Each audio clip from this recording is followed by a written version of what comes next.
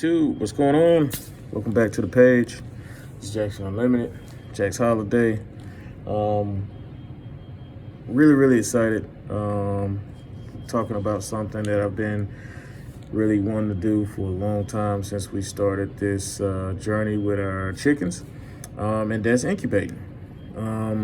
We had a chance to do the broody thing, but we felt like it was just too soon to start that with our hens. They were still kind of fairly new, and we didn't want to get into all of that. Didn't have no enclosure really kind of set up to separate her, so we just wanted to keep it simple. And one day we were thinking about it and talking about it, and I said, you know what, hey, let's just get an incubator. Let's, what's the worst that could happen? It can't be that hard, all right? And it's not. So there's 3 phases to it. You got your starting your incubating, basically getting your eggs, getting them prepped, putting them in the incubator. From that point, after about 12 days, you candlelight just to see if there's, movement, see if there's, well, not necessarily movement, development inside the egg. Because out of 20 eggs, it may only be 10 that's fertilized. And there's no need to have an unfertilized egg in there, taking up space. And then after the candlelighting, you have a lockdown phase, which is 18 days, between the 18th day and the 21st day, because it only takes 21 days for eggs to hatch. And from that point, you don't move the egg no more, and it's sitting in there, and within those days, you start to hear it chirp, start to hear the baby chick chirping to you, and do like I do, find something on YouTube that chirp back, and boom, voila. They start cracking out of the egg, and you have a baby chick, all right? So, with that being said, this video is gonna take you through our journey and how we did it. It's really easy. I'm telling you, it's really easy. The only thing you gotta do is go spend the money to get the incubator, get the egg roller. I highly recommend getting one. And patience, patience. So we're getting started, and we're gonna, hopefully this will be something that we can kind of self-sustain ourselves, because I'm telling you, it used to be a rooster was free. Now you're paying like $20, $40 for a rooster, all because of how scarce chicken eggs are.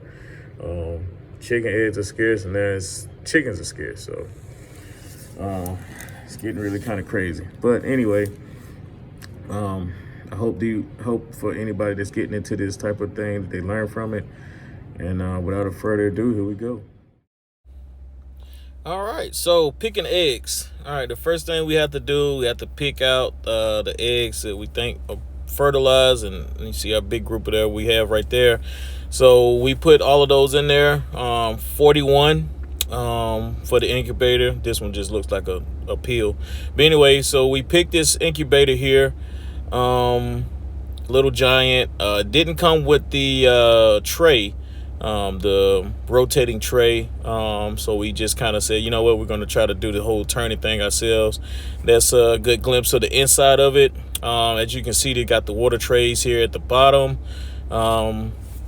for the humidity, and that's it. So first thing you got to do, get your eggs, get them prepped, 3% hydrogen peroxide, which is, you can find that in your house if you got small children, you want to spray their boo-boos and stuff like that to get that nice little white foam. So you want to spray the eggs with those just to kind of clean them, and this just kind of helps the bacteria to stay out when those eggs are developing. All right,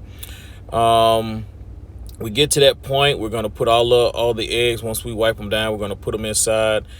We can put the X's and the O's on each side of them to, help with turning them if you're going to do manually turn, so that way each side is the same. So, but anyway, that got old real quick, because you have to turn those things 3 to 4 times a day.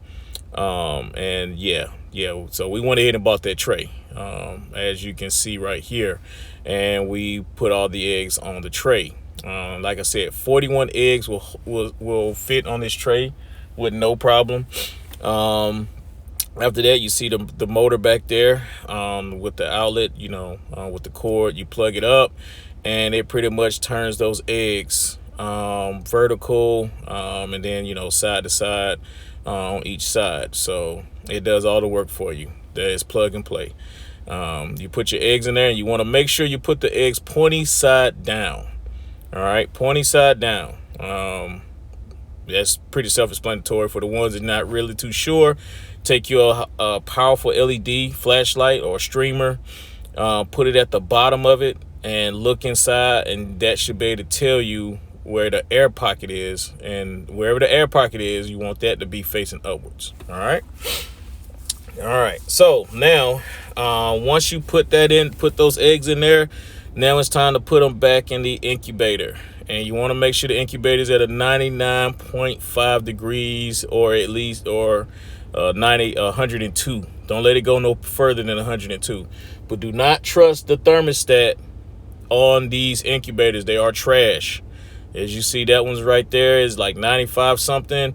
And when I put my thermostat that I bought from the store, it was reading like, I don't know, some crap about 80. I don't know. It was bad.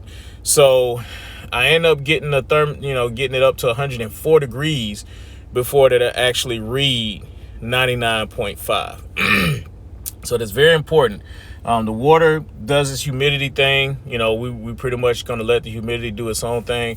But the main thing is making sure that temperature is at least 99.5 up to 102. So we're just going to leave it at 99.5 and call it a day. All right.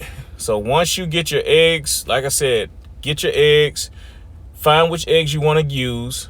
Make sure that they're, if you got a rooster, you're going to take a gamble. But just get the eggs. Get the eggs. If you notice that he's out there, on top of a particular hen, and you know what color egg she normally lays. Like we got Cookies and Cream, she lay mint green eggs or olive green eggs, whatever the color that is. We know he mounts her just about every day, so we're going to use her eggs. All right. She has some eggs in there too. So you get the eggs, you prep them, get them in the peroxide, wipe them down in the peroxide. You ain't got to soak them. Just wipe them down real good, get the poop and stuff off of them, get the bloom off, wipe them down with the hydrogen peroxide, put them inside the incubator. Make sure the incubator has water at the bottom. Make sure that you get a secondary thermostat that you can just kind of stick at the top. Like you see here, make sure you got the reading for it. And after you do that, make sure you put the lid on it. Make sure the humidity is looking good. Make sure that the temp is good. And plug up the rotator. You won't believe how many people don't do that. They just forget. And from there, you wait until 12 days. And on the 12th day, you candlelight. And that will be our next video when we actually candlelight, so we can see how our baby chicks are doing. All right. So stay tuned for part 2 of this journey that we're doing for incubating. If you got any questions, comments, concerns, contradictions, just hit a up at the bottom in the comments. Until then, peace.